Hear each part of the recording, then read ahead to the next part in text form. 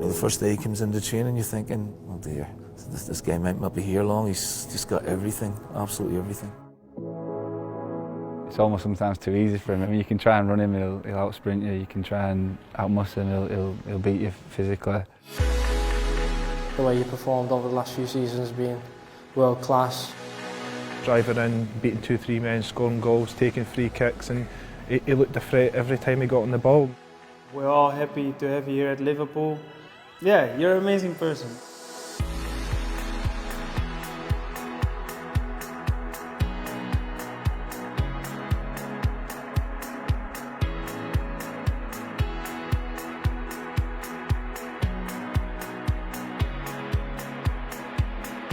Don't look any different, to be fair, from those. If I was to ask you to talk about how you describe your childhood, how was it growing up?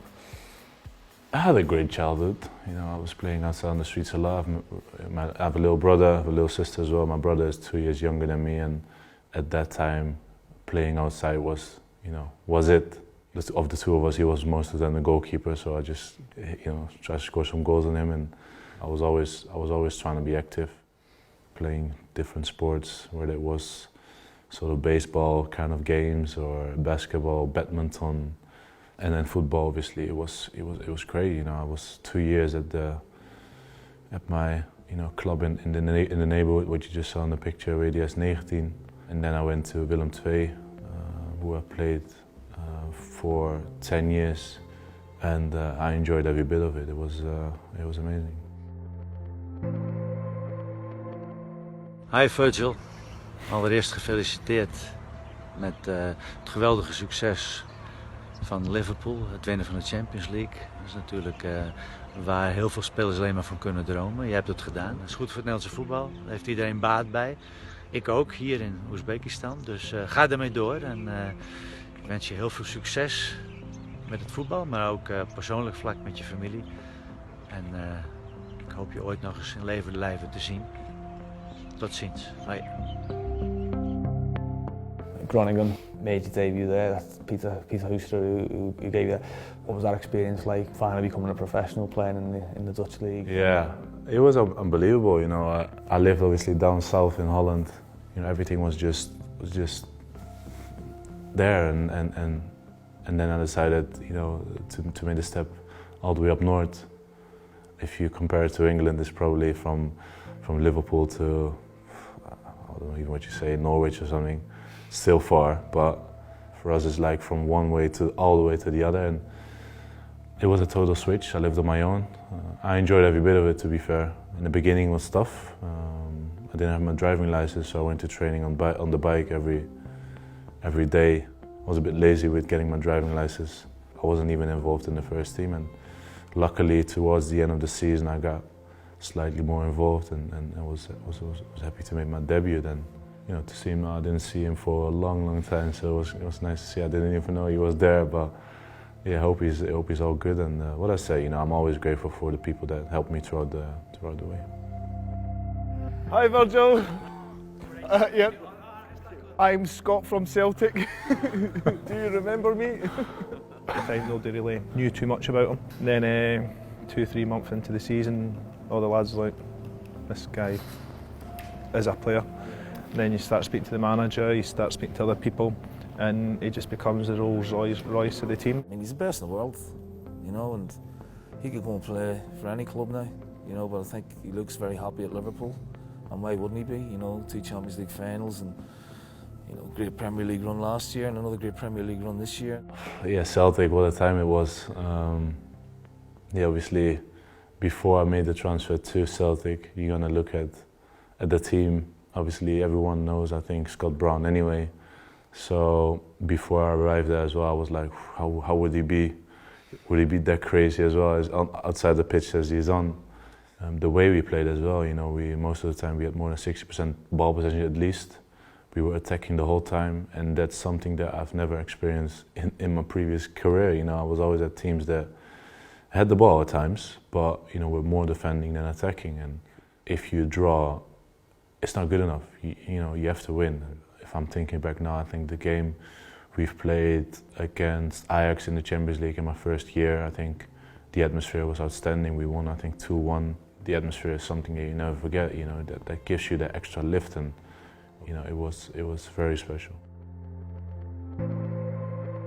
If you were to describe Virgil van Dijk, the player, what would it be? A couple of words. Absolute legend. I think he's going to go on to be one of the greatest of all time. Virgil, congratulations on Goal World Player of the Year, big man. Never thought you had it in you, but unbelievable ability. Glad to have known you, and enjoy, my man.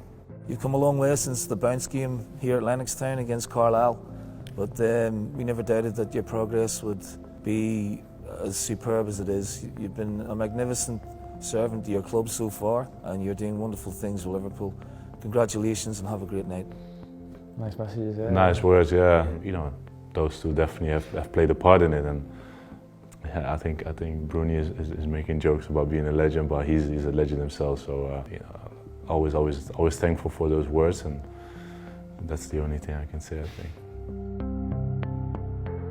Congrats, Virgil, on being #1 in the world. Really proud to see it, and I think you deserve everything you get, the hard work you do, and the qualities you showed when I played alongside you, and the quality you're showing now is like I said, really good to see, and keep it going, mate. Really proud. Virgil, natuurlijk heb ik van heel nabij meegemaakt bij Southampton.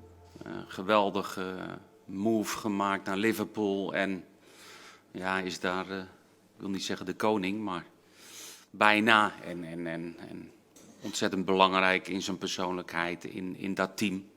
Een leider, ook bij momenten aanvoerder. So Southampton, obviously your first step into the Premier League, was that always an ambition to play in England? Was it always something you thought, I'd like that to happen? Yeah, always. You know, I think when I definitely made my professional debut in Holland, you know, it was always a dream to play out in the Premier League, and I think it was the right time. It was the right club for me at the time as well. And everyone knows, you know, Ronald Koeman, and you know, me personally as a centre back, I definitely wanted to work, you know, for him. And I have massive respect for, you know, already for what he's done in his football career. And as a manager, obviously, you know, I've always had that respect anyway. At Groningen, I think I've met his dad, who sadly passed away a couple of years ago, who I've spoken to at the time as well, and I'll always be very thankful for that too. Virg, just want to say congratulations on the award. You deserve it, mate. I think the way you performed over the last few seasons has been world class. Yeah, we're all very proud of you, and it's a massive achievement. Well done. Hi, big man. First of all, I want to congratulate you with your award. It's been amazing since you're here, not only on the pitch but also off the pitch. And we're all happy to have you here at Liverpool. Trent and Genie there, doing their best roving reporter impressions. Obviously, when you left Southampton and came to Liverpool, it seemed and it felt like this was the only place that you wanted to be. Why was that, and how quickly did you realise you'd made the right decision? I made the decision based on many things, and just I think my feeling is always the most important thing, and I think Liverpool just, you know, were the strongest in multiple, you know, factors, and you know, the whole feeling that, you know, everyone is having here. And I've been here almost 2 years now, and so far so good. And obviously in football you never know what can happen in the future, but so far, you know, I'm just very happy and glad that I made the decision to come here, and hopefully, you know, it will always be good.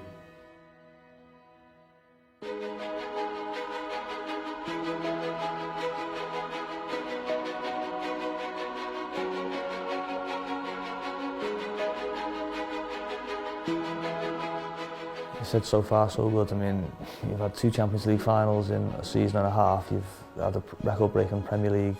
Did you think it'd go this well? Wasn't expecting to be in the Champions League final straight away, if I'm absolutely honest. I was hoping to just, you know, play as good as I can, settle in the team. You never know what might happen, but to be in the Champions League final was something very special. And on a personal level, in that case as well, I think the year before I went to the final myself to watch it in Cardiff, and then the year after I was actually playing the final. Unfortunately lost it.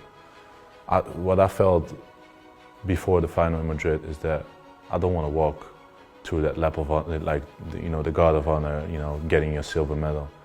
that feeling is the worst feeling I think you can have at the time. And I thought about it definitely before the game that we're gonna make sure we're not gonna do it, and we have to get that, get the trophy no matter what. And not a lot of players in their career wins the Champions League, and such a difficult league to compete in, and such a difficult teams to beat, and we actually did it.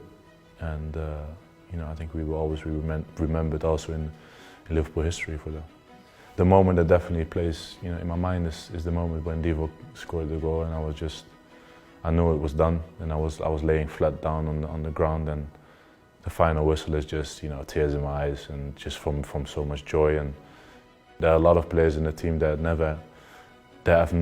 don't have the easy route, like for example Robo, just a tiny example, where he's coming from and where he is right now is just amazing to see. And I think that should also give power to kids that are struggling at this young age, and just to keep going, because you never know what might happen in the future.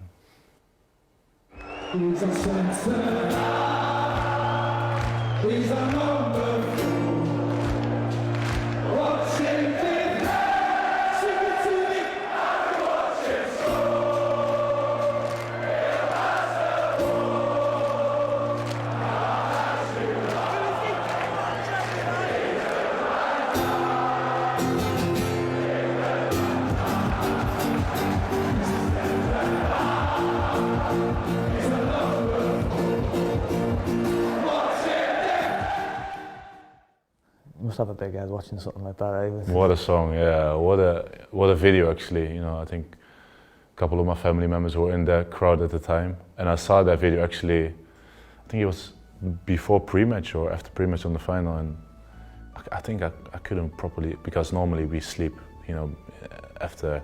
I think I saw it after lunch actually, but I couldn't sleep anymore. I was just so excited. I wanted to just get out there and just, and I don't have that too much. I was just ready to go. I wanted to go out there, get the trophy, and party with them as well. And I think I'm very proud to get that song, and that video definitely gave me chills.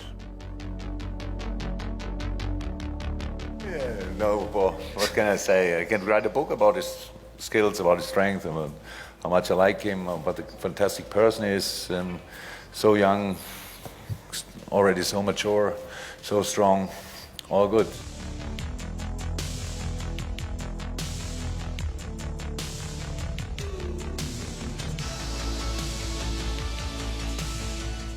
Talking of the manager then, because I sit in press conferences sometimes, and when he talks I sometimes feel like I want to go out and play, and I can't imagine what it must be like for a player to play under them. Yeah, he has fantastic player management skills, I think, and he does it just on instinct. He just do it because he thinks is good to do. He will talk to you whenever. I definitely have a special connection, I think, with him.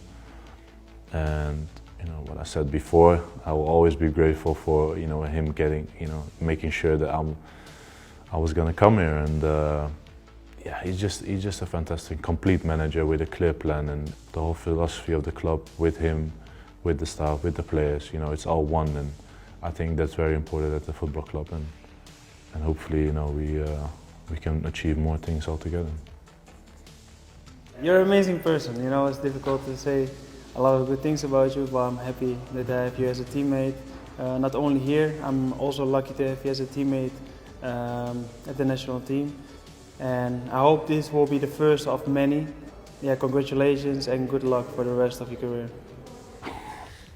Captaincy and a nation that looks like it's on the way back up after some difficult times. How much pride does it give you to represent the Netherlands and to be captain? Yeah, I'm so very proud of that. And as a young football player in Holland, I think the dream is always to play for your country, wear that orange shirt.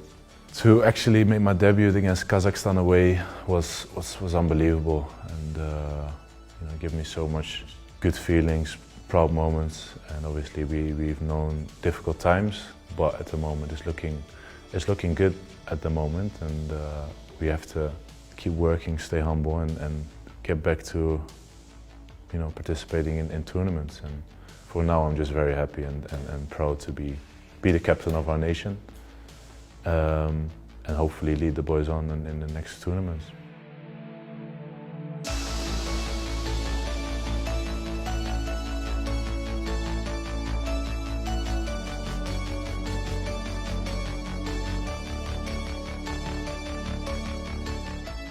So Ronaldo, Messi, Van Dijk, that seems to be the three at the moment. So when you think about the last 15 years and the way those two have been up at the top, it's some achievement for you.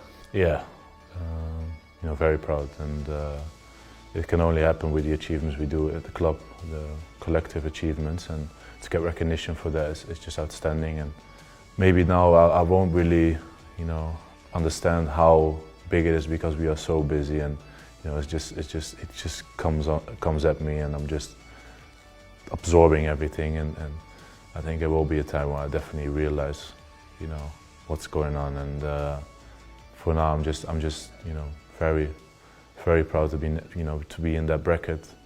Proud to be in the nomination for the Ballon d'Or even. What's an absolute dream for every young player, every football player at all. And yeah, maybe it's time for a defender to win it.